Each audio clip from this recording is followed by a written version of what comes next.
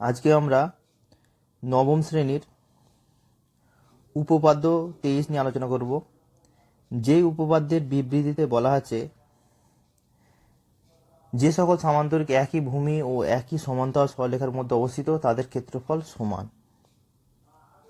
এই উপপাদ্যে যে কনসেপ্টগুলো লাগবে সেগুলো প্রথম আমরা আলোচনা করে নেব, তারপর আমরা প্রমাণের দিকে যাব। প্রথমে আমরা জানব অনুরূপ কোণ কি। যখন একটি ভেদক দুটি যেটি রেখাকে ভেদ করে তখন ছেদবিন্দুতে একই অবস্থানে অবস্থিত যে কোণদ্বয় হয় তাকে অনুরূপ কোণ বলে। অর্থাৎ সমান্তরাল সরলরেখার ক্ষেত্রে অনুরূপ কোণ সমান হয়, কিন্তু অসমান্তরাল সরলরেখার ক্ষেত্রে অনুরূপ কোণ সমান নাও হতে পারে। ব্যাপারগুলো আমি ছবির মাধ্যমে বোঝার চেষ্টা করব। ভেদক কোণটা তিনটে লাইন দেখতে পাচ্ছ, তিনটে লাইনের মধ্যে ভেদক কোণটা প্রথমে আমরা জানবো ভেদক কি। এখানে দুটো লাইন আছে, দেখো এল আর এম, এটা এল লাইন, এটা এম লাইন, একটা আছে টি লাইন, তিনটে লাইন আছে। ভেদক কোণটা যে লাইনটা দুটোকে কাট করেছে, দুটো লাইনের উপর দিয়ে গিয়েছে, সেটা হচ্ছে ভেদক। দেখো টি লাইনটা, দেখো টি লাইনের সঙ্গে এল লাইনেরও দেখা হয়েছে এবং এম লাইনেরও এখানে দেখা হয়েছে, দুই জায়গায় দেখা হয়েছে, এখানে দেখা হয়েছে, এখানে দেখা হয়েছে, তাই জন্য টিটা ভেদক। যার সঙ্গে দুই জায়গায় দেখা হচ্ছে সে হচ্ছে ভেদক বাকি দুটোর। দেখো এম এর, দেখো এম এর সঙ্গে শুধুমাত্র টি এর দেখা হয়েছে এখানে, কিন্তু এল এর কখনো দেখা হয়নি, তাই জন্য টিটা হচ্ছে ভেদক। দেখা হওয়ার ব্যাপারটা আমি হয়তো বলতে চাইছি দেখা সমান্তরাল সরলরেখার ক্ষেত্রে এটা বলছি, কিন্তু অসমান্তরাল সরলরেখার ক্ষেত্রে দেখা হতে পারে। আসলে আমি বলতে চাইছি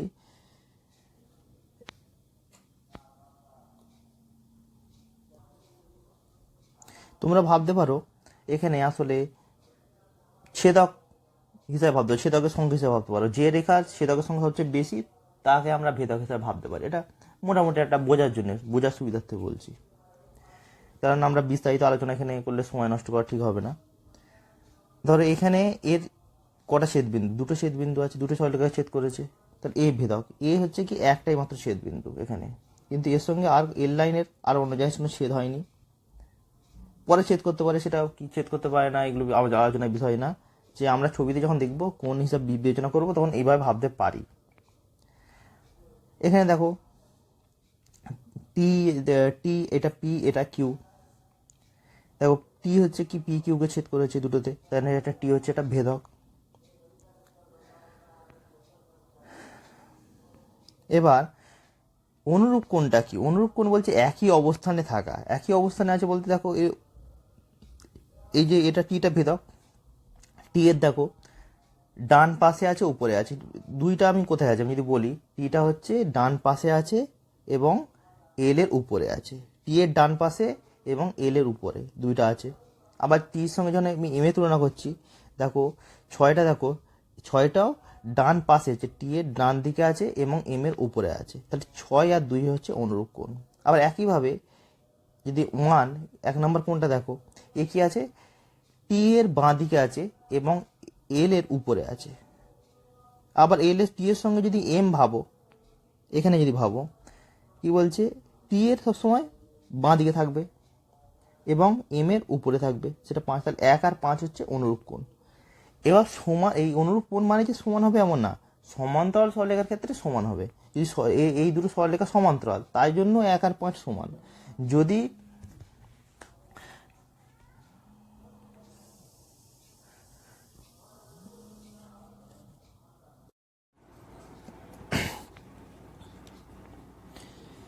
যদি রেখা দুটো সমান্তরাল না হতো তাহলে কিন্তু 1 আর 5 সমান হতো না। যেমন এখানে দেখো পি আর কিউ সমান্তরাল নয়, তাহলে কি 1 আর 5কে আমি সমান বলতে পারবো না, তার সমান না হতে পারে। যেমন দেখো 3 কি আছে, টি এর কোন দিকে আছে, টি এর বাঁ দিকে আছে এবং এল এর নিচে আছে। তাহলে এখানে কি টি এর বাঁ দিকে 7টা, টি এর বাঁ দিকে এবং এম এর নিচে, তাহলে 3 আর 7 এখানে সমান হবে, কেননা এখানে এল আর এম হচ্ছে সমান্তরাল। সমান্তরাল সরলরেখার ক্ষেত্রে ভেদক যে রেখা দুটোকে ছেদ করছে তারা যদি সমান্তরাল হয় তাহলে অনুরূপ কোণগুলো সমান হয়, না হলে কিন্তু সমান হবে না। এটা বুঝলে? এবার চেনার উপায়, ধরো তোমাকে এমন দিয়েছে একটা দুটো সরলরেখা আছে, দুটো সমান্তরাল সরলরেখা, এটা একটা সমান্তরাল সরলরেখা, এটা সমান্তরাল সরলরেখা। এবার এইখানে একটা ভেদক আছে, ভেদক কেন? এর দুটো জায়গায় ছেদ করেছে তাই জন্য হচ্ছে ভেদক।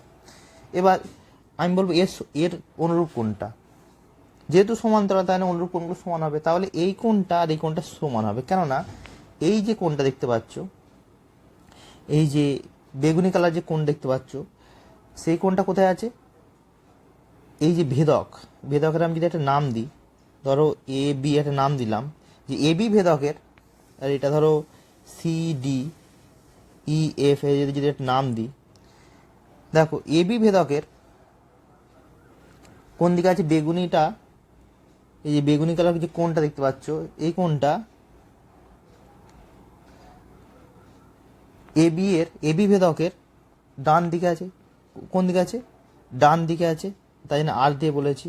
এবং সিডি সরলরেখাংশের বা রেখার উপরে আছে, তাই না আপ। ঠিক আছে, আপ এবং রাইট, মানে সিডি এর ওপরে এবং এ বি এর রাইট সাইডে। তেমনই এ বি এর রাইট সাইডে কোথায় আছে? এখানে এ বি রাইট সাইডে, এখানে যদি আমি ইএফ রেখার কথা বিবেচনা করি, তাহলে এ বি এর রাইট সাইডে কোন দুটো কোণ আছে? এটা আর এটা কোণ আছে। কিন্তু ওখানে কি বলছে? ওপরে হতে হবে। ওপরে কোণ, এই দুটোর মধ্যে ওপরে কোনটা? এইটা বেগুনি কালারটা, তাই না? এটা হচ্ছে সমান, কেননা সিডি আর ইএফ হচ্ছে সমান্তরাল সরলরেখা। আবার দেখো, আমি যদি বলি এই যে চকলেট কালার, যদি এটা বলি, এই যে কোণটা, এই যে কোণটা কি কেমন জায়গা আছে? সিডি এর ওপরে আছে, আর এ বি এর লেফট সাইডে আছে। তাহলে একইভাবে এখানে যদি বিবেচনা করি, উপরে এবং লেফট সাইডে, কার উপরে? ইএফ এর উপরে কোন দুটো কোণ আছে? এই দুটো কোণ আছে। আর এ বি এর লেফট সাইডে এই কোণটা আছে বাঁ দিকে। এটা তো বাঁ দিকে না, তাহলে একই পজিশনের কোণগুলো হচ্ছে আমরা অনুরূপ কোণ এবং যেটা সমান হবে। যদি এমন থাকে, এটা যে কোনো ফর্মই হতে পারে, তোমাকে যে এমনই দেবে এমন তোমাকে চিনতে হবে, তাই জন্য আমি তিন রকম টাইপ দিয়ে বুঝিয়েছি। এটা ধরো এমন হতে পারে, আবার এটা এমনও হতে পারে। ধরো এটা একটা নাম দিয়ে দিলাম,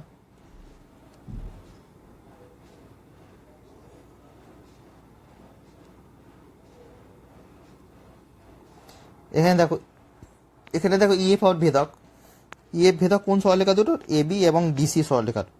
এটা সমান্তরাল সরলরেখা। এখন সব করে সমান্তরাল সরলরেখা নিয়ে আলোচনা হচ্ছে, কেননা সমান না হলে অনুরূপ কোণের কনসেপ্ট বেশিরভাগ সময় সমান্তরাল সরলরেখার ক্ষেত্রে কাজে লাগবে। এখানে দেখো, তাহলে এ বি এর একই রকম পজিশন, যে এ বি এর উপরে হতে হবে নিচে হতে হবে এমন ব্যাপার না। যদি আমরা নীল কোণটা নিয়ে আলোচনা করি, এই কোণটা দেখো, দুজনেই ইএফ এর নিচে আছে, ইএফ এর ভেদকের নিচে আছে, ডাউনে আছে, এবং এটা এ বি এর লেফটে আছে, এটাও ডিসি লেফটে আছে। ব্লুটা, এই নীলটা আর কি, নীলটা হচ্ছে এই যে রেখার বাঁ দিকে আছে, লেফট সাইডে আছে। তোমার একই অবস্থানে আছে। এটা যেহেতু সমান্তরাল, রেখা দুটো যেহেতু সমান্তরাল, তাই জন্য হচ্ছে এই অনুরূপ কোণগুলো কি হবে? সমান হবে। আবার ধরো এটা হচ্ছে সমান্তরাল সরলরেখা, এটা হচ্ছে ভেদক। দেখো এই ভেদকের উপরে আছে, এই লাল কোণটা ভেদকের উপরে আছে, এখানে লাল কোণটা ভেদকের উপরে আছে। আবার এই রেখার বাঁ দিকে আছে, এখানে রেখার বাঁ দিকে আছে। তাহলে একই অবস্থানে থাকা কোণগুলো কি হবে? সমান হবে। অনুরূপ কোণের কনসেপ্ট হচ্ছে এটা। এবার ধরো এই দুটো কোণের বিভিন্ন কোণগুলোকে আমরা বিবেচনা করতে চাইছি। এখানে যদি ভেদকের কথা বিবেচনা করতে পারো, এখানে অনেক রকম একটু গভীরভাবে বোঝার ব্যাপার আছে। কিরকম? ধরো এখানে দেখতে পাচ্ছি, এখানে একটা দুটো সমান্তরাল সরলরেখা, এটা সমান্তরাল সরলরেখা। এই সমান্তরাল সরলরেখায় ভেদক কোনটা? এটা আর হচ্ছে এটা ভেদক, দুটোই ভেদক। কেননা এইটা একটা এই ইয়ে যদি তুমি নীল কালার যদি রেখাটা দেখো তাহলে এই রেখাটা বলতে চাইছি, নীল বা সবুজ বা এই ধরনের যে রেখাটা রয়েছে, মানে এবি রেখাটা যদি এডি রেখাটা যদি দেখো, এখানে আকাশি বলতে পারো এটা, এই আকাশি যে সরলরেখাটা যেটা দেখতে পাচ্ছ, এখানে একটা বিন্দু ছেদ করেছে, এখানে একটাতে ছেদ করেছে, দুটো ছেদ করেছে, মানে এই যে সমান্তরাল সরলরেখা দুটোকে এই দুটো বিন্দুতে ছেদ করেছে। আমরা ভাবছি অন্যগুলো নেই, এটা নেই, এটা ধরে বিবেচনা করছি। তাহলে এই কোণটা আর এই কোণটা সেম, ধরো এবারে দু রকম ব্যাপার আছে।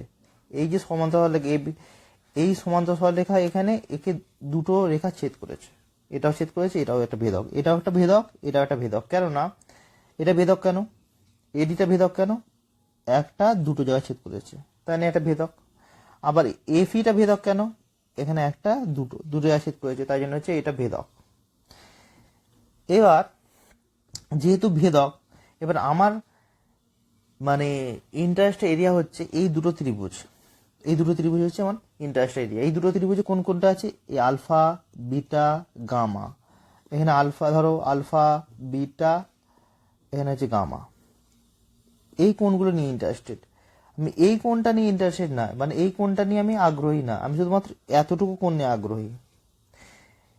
এবার তোমাদের এটা গভীরভাবে বোঝার চেষ্টা করো যে আমি যদি এই দুটো লাল সমান্তরাল সরলরেখা এবং হলুদ কালার ভেদক নিয়ে আলোচনা করি, যদি আমি এটা ভাবি যে এই দুটো লাল এটা সমান্তরাল সরলরেখা আছে এবং হলুদটা ভেদক, তাহলে কি হবে, আমি কি দেখব, আমি কি দেখতে পাবো, আমি যেটা পাবো সেটা আমার কাজে লাগবেই কাজে লাগবে না। প্রথম আগে বোঝার চেষ্টা করব যে এইখানে আমি যদি ভাবি যে এটা সমান্তরাল সরলরেখা এবং এটা ভেদক, তাহলে আমার কি লাভ হবে, তাহলে আমার লাভ হবে কিনা প্রথমে বিবেচনা করার চেষ্টা করি। তাহলে আমি বলতে পারবো এখানে ধরো এই যে এখানে ছবি দেখিয়েছি, দেখো যদি দেখো এখানে ধরো দুটো সমান্তরাল সরলরেখা, লাল কালার দুটো সমান্তরাল সরলরেখা, এবং যখন এসি ক্যামেরা যদি আমরা আকাশি রঙের যে রেখাটাকে আমরা যেরকম ভেদক ভাবছি, তখন আমরা কি বলতে পারবো, তখন আমরা বলতে পারি যে এই কোণটা সমান, মানে আমি বলতে চাইছি এই কোণটা সেম হবে, দুটো ত্রিভুজের মধ্যে আছে। কিন্তু আমি যদি এই যে এখানে দেখতে পাচ্ছ দুটো লাল কালার সরলরেখা আছে, লাল রঙের সরলরেখা আছে, এবং হলুদটা যখন ভেদক হচ্ছে, তখন আমরা কি বলতে পারবো, এটার সঙ্গে এটা ভেদক, মানে আমার এটা কাজ লাগছে, কিন্তু এটা কি ত্রিভুজের মধ্যে আছে, তাহলে এখানে আমরা কাজে লাগছে এটা। হলুদটাকে যদি ভেদক ধরি, এই যে লাল কালার সরলরেখার ক্ষেত্রে যদি হলুদকে আমি ভেদক ধরি, তাহলে দেখো সেটা আমার কাজে লাগছে না, ভেদক দুটো ক্ষেত্রে কিন্তু কাজে লাগছে না। ধরো আমি এটাকে বললাম সমান, এটার সঙ্গে এটা সমান বললাম, তাহলেও কাজে লাগবে, তাহলেও কাজে লাগবে না। দেখো তাহলে এটা সমান হবে, এটা কি ত্রিভুজের মধ্যে আছে, ত্রিভুজের মধ্যে নেই, যে আমরা এখানে ত্রিভুজটা দেখাতে চাইছি এই ত্রিভুজের মধ্যে তো পড়ছে না। আবার যদি বলি এইটার সঙ্গে এটা সেম হবে, তাহলে দেখো লাভ হচ্ছে না, এটার সঙ্গে এটা সেম হচ্ছে, ত্রিভুজের মধ্যে পড়ছে না, তাহলে আসলে আমার লাভ হচ্ছে না। হলুদের সঙ্গে আমি যদি লালটা যখন বিবেচনা করবো, লাল কালার রেখাটা যখন বিবেচনা করবো, তখন হলুদকে যদি আমি ভেদক ধরি, সেই ত্রিভুজের মধ্যে কোনো কোণ পড়ছে না। এবং আমি এই দুটো ত্রিভুজকে আমি সর্বসময় দেখাতে চাইছি, মানে এই দুটো ত্রিভুজের কোণ নিয়ে আলোচনা করবো, দুটো ত্রিভুজে আছে কমন। তাহলে এখানে যদি আমি আলোচনা করি, দেখো এবার এই দিকে যদি আলোচনা করি, বাঁ দিকে দেখাও, যে লাল কালার সরলরেখাতে যখন আমি আকাশি রঙের রেখাটা কাট করেছি, তখন আমি এটার সঙ্গে এটা যখন আমি তুলনা করি, তার মানে এটা আর এটা সেম, কিন্তু এটা ত্রিভুজের মধ্যে পড়ছে না, এই দুটো ত্রিভুজের মধ্যে পড়ছে না, তাহলে এটা আমার নেব না। আবার এটার সঙ্গে আমি যদি এটা সমান বলি, মানে এটা সেম হবে, সেটা আমার ত্রিভুজের মধ্যে পড়ছে না। আবার যদি বলি এটা আর এটা সমান হবে, তাহলে এটা আর এটা সমান কথা বলছি, কিন্তু সেটা আমার কাজে লাগছে কি, তাহলে কাজে লাগছে কোনটা, শুধুমাত্র এটা আর এটা। তাহলে এই দুটো কোণ হচ্ছে অনুরূপ কোণ, এক নম্বর কথা হচ্ছে অনুরূপ কোণ সবগুলোই, কিন্তু কাজে লাগবে কোনটা, ত্রিভুজের মধ্যে কোনটা আছে, এই কোণটা, তাহলে এই কোণটা, তাহলে এই কোণটা যদি আমি আলফা নাম দিই, এই কোণটাকে যদি আমি আলফা নাম দিই, তাহলে এইটাও আলফা হবে। আবার তাহলে এটাকে আমি আলফা পর্যন্ত নাম দিলাম। এটা ক্ষেত্রে আমি যখন বলছি, যখন লাল সরলরেখার ক্ষেত্রে আমি তাহলে লাল সরলরেখার সঙ্গে আমি তাহলে আকাশী রেখাটাকে ভেদক হিসাবে কনসিডার করতে হবে। এবার আমি আসি, আর একটা যে সমান্তরাল সরলরেখা দেখতে পাচ্ছ সেটা হচ্ছে নীল কালারের, মানে আমি বলতে চাইছি এই দুটো সরলরেখা, এই দুটো সরলরেখা হচ্ছে আমি বিবেচনা করছি। এই দুটো সরলরেখার ক্ষেত্রে কি হতে পারে সেটা আমরা একটু আলোচনা করি।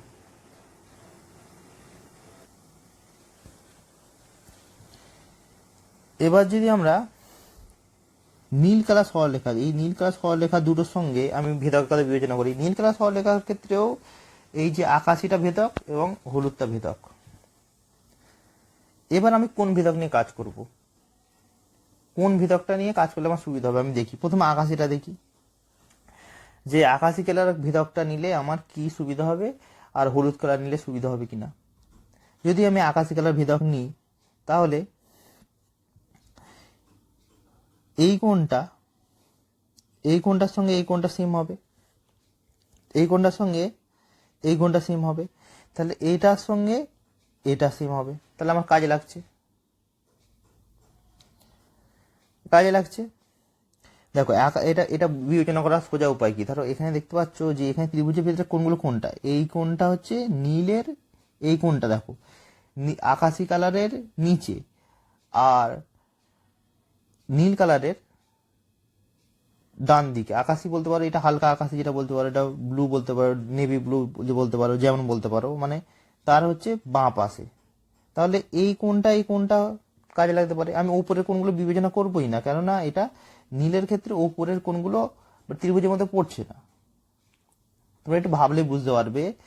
তো এই কোণটার কথা আমি বিবেচনা করবোই না, আমি দেখবো যে এই কোণটা আসছে কিনা, এই কোণটা কোন ক্ষেত্রে আসছে, এই ক্ষেত্রে এই কোণটা কি আসা সম্ভব, কারণ এই কোণটাই আমার হচ্ছে নীলের সঙ্গে আকাশের সঙ্গে টাচ করে আছে, এই কোণ দুটোই। এটা তো ব্যাপার আসছে না, আর এটা আগে হয়ে গেছে। তাহলে এই কোণটাই হচ্ছে একমাত্র যে নীলেও আছে এবং আকাশিতেও আছে। ঠিক আছে, গাঢ় নীল রঙের যেটা দেখতে পাচ্ছ লাইনটা, সেখানেও আছে, আকাশিটাও আছে, দুটো ক্ষেত্রেই আছে। তাহলে সেটা কোন ক্ষেত্রে, এই কোণটা, এই কোণটা, অন্যগুলো তো নেই। এই নীলেও আছে, আর মানে এই গাঢ় নীলও আছে, আকাশিতও আছে, শুধু কোন দুটো, এটা আর এটা। এই কথা ভাবতে পারো, কিন্তু এটা তো উপরে আছে, নিচে তো নেই, নিচের গুলো ত্রিভুজের মধ্যে আছে। তাহলে আমার এই কোণটা, এই কোণটা, এটা তাহলে আমার কাজ হচ্ছে। তাহলে এই কোণটা, এই কোণটা যদি বিবেচনা করলে নীল কথা আমি যদি ভাবি যে এর ক্ষেত্রে ভেদকটা নীল, তাহলে আমার কাজ হচ্ছে। কিন্তু হলুদের ক্ষেত্রে কাজ হচ্ছে না, কেন হলুদের ক্ষেত্রে তো যে এই কোণটা, এই যে কোণটা, এই কোণটার সঙ্গে যদি আমি নীল কালার নিই তাহলে কোনটা পাবো, এই কোণটা আর এই যে এই কোণটা কি পাওয়াটা সম্ভব, তুমি দেখো তো, এই যে কোণ, এটা তো কোনো কোণ পাওয়া সম্ভব না, এই কোণটা পাওয়া সম্ভব। এই যে নীল আর হলুদ, মানে আমি এই কোণটা পাওয়া সম্ভব, এই কোণটা পাওয়া সম্ভব। কিন্তু এই কোণটা তুমি যদি বলো, এই কোণটা, এই তুমি যদি বলো যে হলুদের ওপরে কোণটা, এইটা আর এটা আছে, কিন্তু এইটা তোমার কাজে লাগবে না, কারণ এই এতটা কোণ আর এইটা কোণ যদি নিই, এটা তো এক্সট্রা কোণ হয়ে যাচ্ছে, আমার তো শুধু এতটুকু চাই। তাহলে হলুদ নিয়েও আমার কাজ হচ্ছে না, তাহলে আমাকে নীল নিয়ে কাজ করতে হবে। যে আকাশি রঙের যে ভেদকটা আছে, মানে গাঢ় নীল রঙের সঙ্গে আকাশি রঙের যে ভেদক, তাকে নিয়ে আমার কাজ করতে হবে। তাহলে আমরা বলবো যে দুটো ত্রিভুজে পাচ্ছি। তাহলে এখানে আমি বলতে পারি যে এটাকে যদি আমি নাম দিই বিটা, তাহলে এটাও বিটা হবে, তাহলে এটাও বিটা হবে, এটাও বিটা হবে, এটা হচ্ছে অনুরূপ কোণ। এবার তাহলে এই দুটো কোণ ব্যাপারটা ক্লিয়ার হলো, এই দুটো কোণ অনুরূপ কোণ ক্লিয়ার হলো। এবার আমি যদি বলি আর একটা কোণ কোনটা পড়ে আছে, এই যে মাঝের কোণটা, এই যে কোণ দুটো, এই কোণটা পড়ে আছে, কোনটা পড়ে আছে,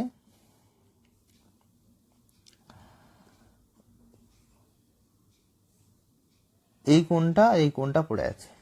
এবার তোমরা জানো যে ত্রিভুজের তিনটে কোণের সমষ্টি 180°। তাহলে ওই দুটো যদি আলফা বিটা হয়, তাহলে তোমরা আমরা এটা লিখতে পারি যে এই কোণটা কত,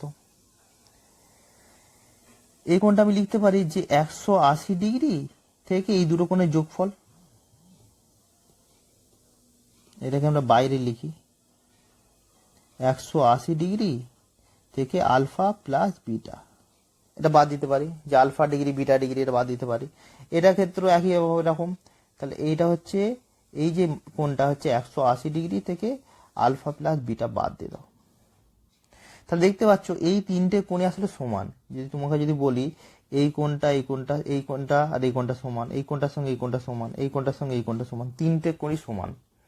তাহলে আশা করি তোমরা বুঝতে পেরেছো যে কিভাবে আমরা তিন কোণ অনুরূপ কোণের ব্যাপারটা আছে কিভাবে সমান করছি, সেটা আসলে বুঝতে পারছো আশা করি। এবার এই যে কনসেপ্টটা তখন উপপাদ্যটা প্রমাণ করব, তখন বিস্তারিত আলোচনা করব না, এখানেই তোমাদের বুঝে নিতে হবে। এখানে আলোচনা করে দিলাম, পরে উপপাদ্যের সময় এত বিস্তারিত আলোচনা করব না। এটি তোমরা পজ করবে, বারবার শুনবে, তাহলে এখানটা ক্লিয়ার হবে। এবার হচ্ছে ত্রিভুজের একটা সর্বসমতার একটা শর্ত ছিল এ A S. A A S একটা শর্ত ছিল, সেটা নিয়ে একটু আলোচনা করি। অনেকে তোমরা মনে করো যে দুটো কোণ এবং একটা বাহু সমান হলেই সেটা সর্বসম হয়ে যাবে, সেটা একটা ভুল ধারণা। তোমাকে এটা প্রথম ভাবতে হবে যে অনুরূপ কোণগুলো সমান হতে হবে, দুটো অনুরূপ কোণ সমান হতে হবে, একটা অনুরূপ বাহু সমান হতে হবে। বাহু সমান হলে হবে না, অনুরূপ বাহুটা সমান হতে হবে। অনুরূপ বাহু সমান বলতে কি, দেখো দুটো কেস দিয়েছি, এখানে যদি কেস 1 বলি আর এটাকে যদি আমি কেস 2 বলি, দেখো দুটো ক্ষেত্রে দেখো দুটো ক্ষেত্রেই 60 ডিগ্রি আর 70 ডিগ্রি কোণ আছে।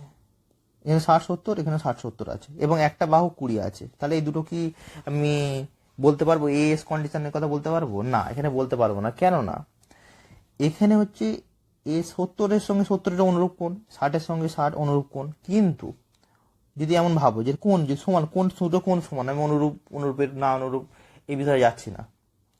আমি বলতে এই দুটো কোণ সমান আছে, এখানে দুটো কোণ সমান আছে, একটা বাহু সমান আছে। কিন্তু এখানে দুটো কোণ সমান হলে হবে না, কি বলছে, একটা বাহুটা অনুরূপ হতে হবে। অনুরূপ বাহু মানে কি, বাহুর অপোজিটের কোণটা দুটো ক্ষেত্রে সেম হতে হবে। দেখো এখানে 20-র অপোজিটে কে বসে আছে, 60 বসে আছে। এখানে 20-র অপোজিটে কে বসে আছে, 70 বসে আছে।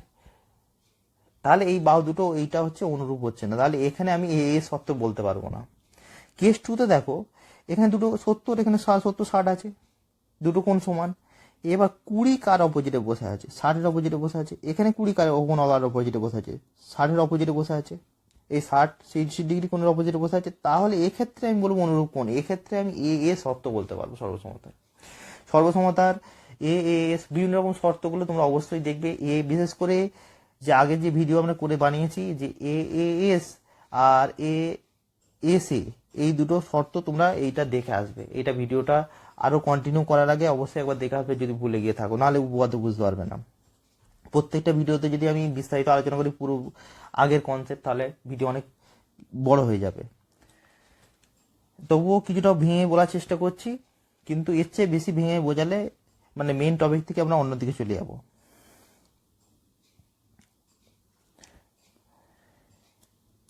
যে সকল সামান্তরিক একই ভূমি এবং একই সমান্তরাল সরলরেখার মধ্যে অবস্থিত, তাদের ব্যবহৃত জমি সমান। মানে এটা বলতে চাই যে সামান্তরিক না বলে আমরা দুটো লোক বলতে পারি। কিরকম ব্যাপার, ধরো এখানে রহিম আর করিম, ধরো দু ভাই আছে, তাই দুটো ভাই দুটো জমি আছে। এই দুটো ভাইয়ের এই জমিটা পুরোটা হচ্ছে দুই ভাই জমি আছে। প্রথমে গল্পের মাধ্যমে বোঝার চেষ্টা করি যে উপপাদ্যটা আমি কোন পথে প্রমাণ করব, তারপরে আমরা উপপাদ্যের প্রমাণে যাব। এখানে দু ভাই জমি আছে, একটা লাল বাড়িটা হচ্ছে ধরো রহিমের, একটা ধরো একটা করিমের বাড়ি হচ্ছে ব্লু বাড়ি, নীল বাড়িটা হচ্ছে করিমের, আর এটা লাল বাড়িটা হচ্ছে রহিমের, ধরো যে কোনো একটা ভাইয়ের। এবার মাঝখানে উঠান আছে, সবাই ব্যবহার করে। এবার বললো যে উঠানটা ভাগ হবে না। এবার কখন বলবো যে দুজন একই পরিমাণ জমি ব্যবহার করতে পারছে? উঠানটা দুজনের সেম, তাই দুজন উঠান তো সেম পরিমাণ ব্যবহার করতে পারছে। ধরো উঠানটা 5 কাঠা, দুজন সেম 5 কাঠা পাচ্ছে। এবার দুজনের জমি সেম কখন বলবো, দুজনের একই বেনিফিট পাচ্ছে কখন বলবো, যখন দুজনের বাড়িটা সেম হবে। ধরো তোমাদের বলা আছে যে দুজন কি সেম বেনিফিট পাচ্ছে, তুমি বলবে এই কমন পার্টটা দুজন ব্যবহার করতে পারছে। তাহলে আমাকে দেখতে হবে শুধুমাত্র এই যে লাল বাড়ি আর নীল বাড়িটা সেম কিনা। যদি লাল বাড়ি আর নীল বাড়ি সেম হয় তাহলে দুজন সেম বেনিফিট পাচ্ছে, দুজন সেম ভাবে উপকৃত হচ্ছে। তাহলে তোমাকে যদি কোনো প্রশ্ন আসে যে দুজন কি সেম ভাবে উপকৃত হচ্ছে, তোমাকে তাহলে উঠানের কথা বিবেচনায় আসবে না। তোমাকে বিবেচনা করতে হবে যে লাল বাড়ি আর নীল বাড়িটা সমান কিনা। এটাই উপপাদ্যের মোটিভ। এখানে ধরো এই যে উপপাদ্যে আমি যদি বলি, এই উপাদ্যে ধরো এই যে এটা সামান্ত একটা চতুর্ভুজ দেখতে পাচ্ছ, এই পুরো চতুর্ভুজটা মানে জাহাজের মতো যদি চতুর্ভুজটা দেখতে পাচ্ছ, মানে A B C F D E, এই যে চতুর্ভুজটা দেখতে পাচ্ছ, এই চতুর্ভুজে এই যে এই পার্টটা হচ্ছে উঠান, এই সবুজ পার্টটা হচ্ছে উঠান, নীল কালার হচ্ছে পার্টটা হচ্ছে করিমের বাড়ি, লাল কালার হচ্ছে রহিমের বাড়ি। এবার তোমাকে যদি বলছি যে এখানে বলছে দুজনের সমান বা দুজন সমান জমি ব্যবহার করতে পারছে, তাহলে আমার কি দেখতে পাচ্ছি এই জমিটা, এই যে মাঝখানে এটা উঠান, সবার ক্ষেত্রে সমান, তাহলে এটা আমার বিবেচনার মধ্যে আসছে না। তাহলে আমি যদি দেখাতে পারি যে এই যে লালটা এবং নীলটা, এই যে বাড়ি লাল বাড়ি আর নীল বাড়ি সেম, তাহলে বলতে পারবো যে দুজনই সেম জমি ব্যবহার করতে পারছে। মানে এই চতুর্ভুজটা মানে এই সামান্তরিকটাও এই যা, মানে এই সামান্তরিকটা তাই। মানে আমি বলতে চাইছি উঠান প্লাস ব্লু বাড়ি যেমন, আর লাল বাড়ি প্লাস উঠান তেমন, একই রকম ব্যাপার। তাহলে আমার উদ্দেশ্য থাকবে এখানে যে যে লাল কালার ত্রিভুজ আর নীল কালার ত্রিভুজটা সেম, আর লাল কালার নীল কালার ত্রিভুজটা সেম করার উদ্দেশ্য মানে সেম কালার সেম কিভাবে দেখবো, দুটো সর্বসম হলে, দুটো সর্বসম ত্রিভুজই সমান হয়। তাহলে আমার উপপাদ্যের প্রমাণের লক্ষ্য হচ্ছে এটা হচ্ছে সেম।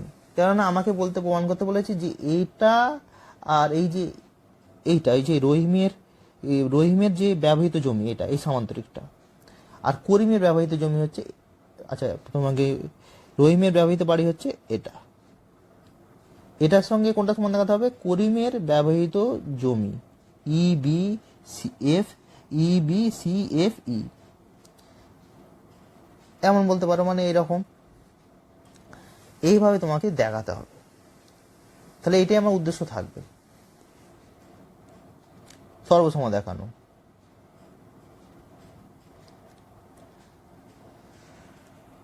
এবার আমরা আসি এই যে প্রথম যে সামান্তরিক, এই যে সামান্তরিকটা আমি কিভাবে লিখতে পারি, রহিমের জমিটা এই যে এটা রহিমের জমিকে কিভাবে লিখতে পারি, যে রহিমের বাড়ি প্লাস উঠান, এটা লিখতে পারি। আবার করিমের ক্ষেত্রে কি, উঠান প্লাস করিমের বাড়ি, এই লিখতে পারি। মানে এখন দেখো এবিসিডি, মানে সামান্তরিক এবিসিডি কে দেখো চতুর্ভুজ ইবিসিডি প্লাস ত্রিভুজ এবি, এটা মানে হচ্ছে এটা হচ্ছে উঠান প্লাস যে বাড়িটা। আবার এখানে ইবিসিডি মানে এটা উঠানটা প্লাস ডিসি বাড়ি, এটা সমানে লিখতে পারি তো। মানে আমি রহিমের ক্ষেত্রে আমি ভেঙে লিখলাম, রহিমের জায়গাটাকে আমি ভেঙে লিখলাম যে ওর উঠান প্লাস বাড়ি, উঠানটা হচ্ছে চতুর্ভুজ আর বাড়িটা হচ্ছে ত্রিভুজ। আর এখানে ক্ষেত্রেও লিখলাম, করিমের ক্ষেত্রে কি লিখলাম, যে এর হচ্ছে উঠান প্লাস এটা হচ্ছে বাড়ি। তাহলে আমাকে দেখাতে হবে কি, এই যে ত্রিভুজটা মানে বাড়ি, এই বাড়ি দুটো সেম দেখাতে হবে। বাড়ি দুটো সেম দেখানো মানে কি, দুটোর সর্বসম দেখাতে হবে। সর্বসম কি করে দেখাবো, সেটা হচ্ছে আমরা এস এ কন্ডিশন দেখাতে পারি বা এস কন্ডিশন দেখাতে পারি, যে কোনো কন্ডিশন দিকে প্রয়োগ করে আমরা এটা সর্বসম প্রমাণ করে দেবো। এবার আমরা সর্বসমতা প্রমাণে আসি। দুটো ত্রিভুজ কনগ্রুয়েন্ট মানে হচ্ছে সর্বসম, কনগ্রুয়েন্ট বা সর্বসম কেন, এবার আমরা আগে বলেছি যে এখানে তোমরা দেখো যে এটা সমান্তরাল তলে আমরা সবসময় ওই উপরের লাইনটা ব্যবহার করছিলাম যেটা আকাশি রঙের ছিল, যে এই যে লাল কালার এখানে ছিল, মনে করে দেখো যে একটু ব্যাকে যাই,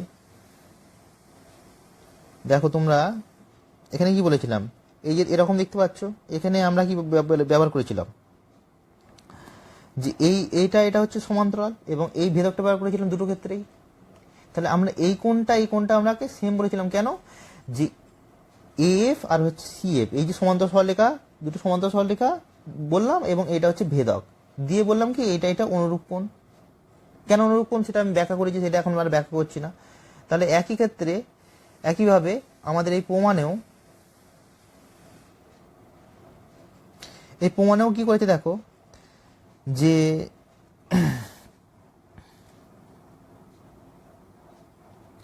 এখানে এবি আর ডিসি হচ্ছে সমান্তরাল, এবি আর ডিসি সমান্তরাল, আর এই কোণটা হচ্ছে সামান্তরিক। ধরো আমি বলতে এই কোণটা অনুরূপ, এখানে একটা লাইন আছে, তোমাকে যদি কল্পনায় তুমি ভাবতে পারো, কল্পনায় তোমাকে একটা লাইন এঁকে দিচ্ছি। ধরো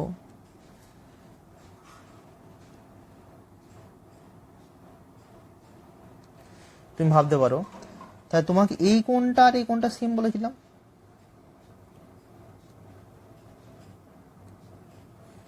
এই কোণটা সেম বলেছিলাম।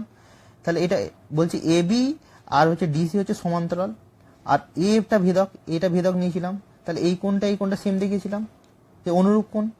তাই জন্য হচ্ছে কি অ্যাঙ্গেল বিএই মানে এই কোণটা সমান অ্যাঙ্গেল সিডিএফ, এটা হচ্ছে কি অনুরূপ কোণ, এটা অনুরূপ কোণ লিখলাম। আবার বিই, আবার এটা হচ্ছে সমান্তরাল, মানে এটা সমান্তরাল, এফটা ভেদক। ওপরেরটাই সবসময় নিয়ে কাজ করছি আমরা, দেখেছো আগে কেমন কাজ করছি, যে দুটো মিল আছে বলে, এই ত্রিভুজটা এই কোণটা আছে বলে, মানে এই কোণটার সঙ্গে এই কোণটা সেম, তাই তো নাকি? তাহলে এখানে আমরা কি বলতে পারি, এইবি মানে এই কোণটা, আর ডিএফসি মানে এই কোণটা আর এই কোণটা হচ্ছে সেম দেখালাম। আমরা আগে আলোচনা করেছি কিভাবে দেখিয়েছি। তাহলে এখানে আমরা বলতে পারি, এবং এবি সমান ডিসি মানে এই বাহুটা আর এই বাহুটা সমান। কেন? সামান্তরিক বিপরীত, তোমরা জানো কি, এটা সামান্তরিক হলে, একটা সামান্তরিক যদি এটা হয়, সামান্তরিকে কি হয়, বিপরীত বাহুটা কি হয়, সমান হয়। এই বাহুটা সমান হয়, এই বাহুটা সমান হয়, মানে এটা 2 হলে এটা 2 হবে, এটা 3 হলে এটা 3 হবে, এমন আর কি। তাহলে সমান। এবার আমরা দেখতে পাচ্ছি, এবার দেখো, এবার হচ্ছে তাহলে আমরা ধরো, আমি এটা সুবিধা বোঝার সুবিধার ধরো করছি, ধরো এইটাকে আমি আলফা লিখলাম,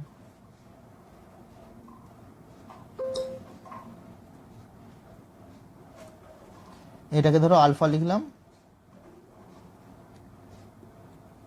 তাহলে এটা আলফা, এটাকে বিটা লিখলাম, এটাও বিটা। তাহলে আর সমান বাহুটা হচ্ছে এটার সঙ্গে এটা হচ্ছে সেম বলছি, এবি আর হচ্ছে ডিসি সমান।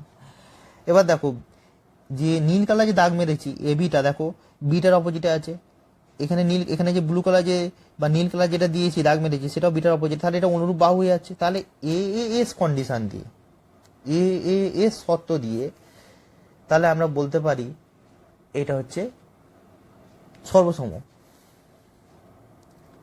এএস এটা বলাটা ভুল হচ্ছে, এএস বললে ভালো, ঠিক আছে? যদিও সবকটা এএস এ সবকটা ঘুরে ফিরে একই রকমই ব্যাপার, তবুও তুমি এএস লিখলে বেটার, তুমি এএস লিখলে বেটার হবে, তোমরা এএস লিখবে।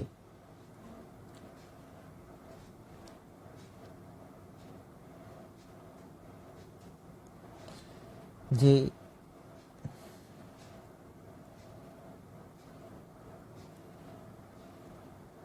যে এএস শর্ত অনুসারে, বা এস এ শর্ত অনুসারে, যেহেতু বাহুটা এর দুটো কোণের মধ্যে নেই, তাই জন্য দুটো কোণ পরপর দিয়ে তারপর এস দেওয়াটা বেটার, বা এস প্রথম দিয়ে দুটো পরপর কোণ দেওয়া বেটার। এই বিষয়ে আমরা আগে মানে সর্বসমতার কনসেপ্টে আলোচনা করি, যেটা দেখে নেবে। তাহলে এই দুটো কোণ ত্রিভুজ সমান দেখিয়ে দিলাম। দেখো এবার দেখো যে এই ত্রিভুজ দুটো কেন সমান, যুক্তি অনুযায়ী। তোমরা এখানে দেখো, এখানে এই যে ক্ষেত্রফলটাকে আমরা 1 নাম্বার আর 2 নাম্বার নাম দিয়েছি, যে এটাকে 1 নাম্বার, এটাকে হচ্ছে 2 নাম্বার নাম দিয়েছি। এবার বলতে চাইছি এবিই আমরা কি দেখে দিলাম, এবি আর ডিসি এর সমান। তাহলে আমরা ধরো এখানে দেখো, এই যে 1 নাম্বারটা এখানে প্রথম লিখেছি, দেখো যে এবিসিডির এরিয়া কি, ওই যে উঠানের এরিয়া আর ঘরের এরিয়া। এবার দেখো উঠানের জায়গায় উঠানটা যেমন আছে। এবার দেখো ঘরকে, এই যে করিমের ঘরটাকে রহিমের ঘর দিয়ে, যেহেতু রহিমের ঘর আর করিমের ঘর সমান হচ্ছে, রহিমের ঘর আর, তাহলে রহিমের ঘরের জায়গায় আমি করিমের ঘর লিখতে পারি। দিলে আমরা কি পাচ্ছি, করিমের ব্যবহৃত জমি পাচ্ছি। এটা রহিমের ব্যবহৃত জমি, এটা করিমের ব্যবহৃত জমি। পরীক্ষার সময় কিভাবে লিখবে, পরীক্ষার সময় তুমি এমন লিখবে,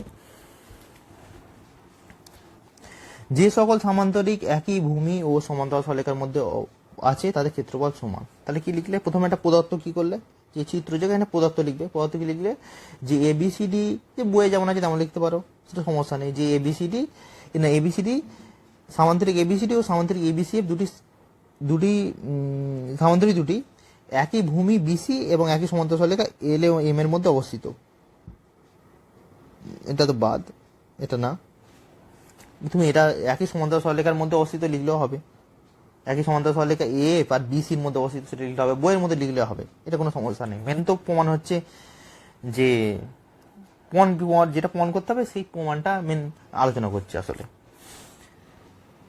এবার দেখো আমাকে কি দেখাতে হবে, এইটা হচ্ছে রহিমের জমি আর করিমের জমি সমান, মানে সামান্তরিক এবিসিডি, সামান্তরিক এবিসিডি, এটা হচ্ছে রহিমের জমি, এই পুরো পার্টটা রহিমের জমি, মানে রহিমের ঘর প্লাস রহিমের উঠান, এটা ক্ষেত্রফল, সমান হচ্ছে কি করিমের ব্যবহৃত জমি, মানে করিমের উঠান প্লাস করিমের জমি। এটা হচ্ছে আমাকে প্রমাণ করতে হবে। তাহলে এটা প্রমাণ করতে গেলে দেখলাম যে এই দুটো প্রমাণ করলে আমার আসলে প্রমাণ হয়ে যাবে।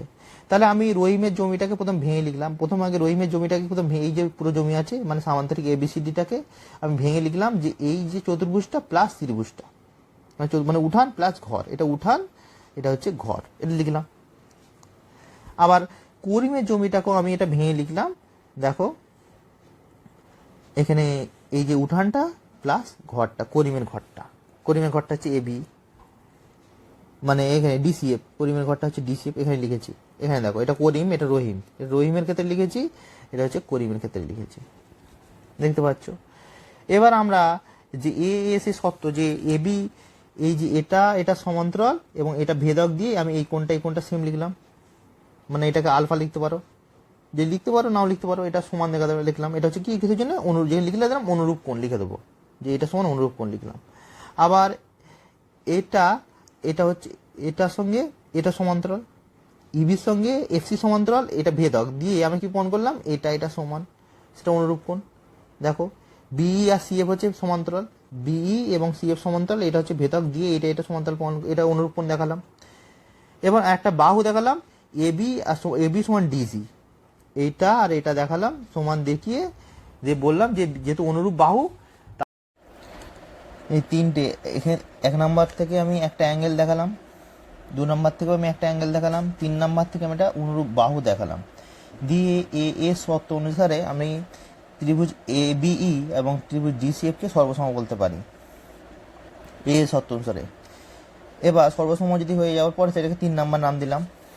এবার আমি রহিমের জমিটাকে, আর রহিমের জমি মানে কি উঠান প্লাস রহিমের বাড়ি, এবার উঠানটাকে যেমন আছে রাখলাম, এখানে কি রহিমের বাড়ি আর করিমের বাড়ি এই 3 নাম্বারে পেয়েছি যে এই ত্রিভুজ দুটো সমান মানে কি দুটো বাড়ি সেম, তাই রহিমের বাড়ির জায়গায় আমি করিমের বাড়ি লিখলাম। তাহলে উঠান প্লাস করিমের বাড়ি মানে কি করিমের ব্যবহৃত জমি।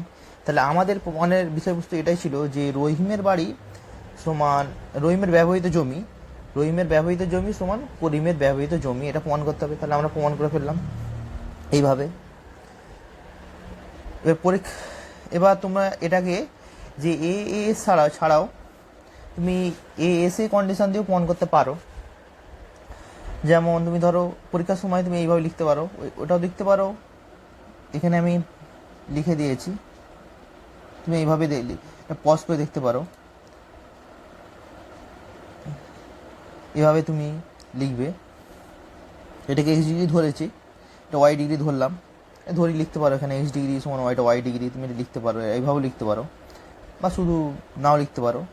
এই যে বোঝার সুবিধার্থে দিলাম যে এক্স ডিগ্রি এটা ওয়াই ডিগ্রি, লিখলে আর আরো ক্লিয়ার হবে। তাহলে এটা এস, যখন এস হলে এভাবে লিখবে, তুমি এটা পজ করে খাতায় নোট করবে এবং প্রত্যেকটা লাইন বোঝার চেষ্টা করবে, এইভাবে করলাম। এবার যদি এস এ দেখাতে চাই আমাকে, তাহলে ছোট্ট একটা পরিবর্তন করতে হবে। দেখো 1 নাম্বারে যেমন আছে এক্স ডিগ্রি, সেটা আমি লিখবো যে এইটা সমান এক্স ডিগ্রি অনুরূপ কোণ, যেমন এইটা এক্স ডিগ্রি, এটা এক্স ডিগ্রি অনুরূপ কোণ, যেটা লিখলাম 1 নাম্বারে। 2 নাম্বারে তুমি ওয়াই ডিগ্রিটা লিখতে পারো, 2 নম্বরে ওয়াই ডিগ্রিটা যেমন লিখেছি অনুরূপ কোণ লিখতে পারি। এবার যদি আমি এই সাইডটার কথা বলেছিলাম সমান, এটা 3 নাম্বারে দেখো এই সাইডটা সমান এ বি আর ডিসি সমান, কেননা একই সামান্তরিকের এবিসিডি এর বিপরীত বাহু সমান।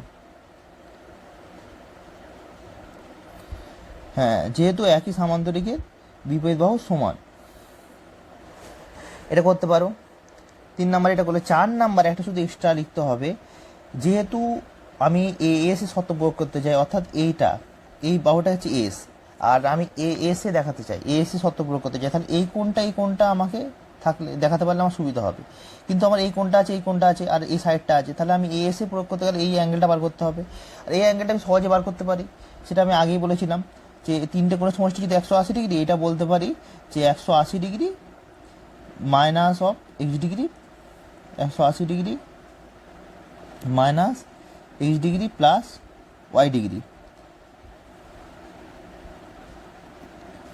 আর এটাকেও বলতে পারি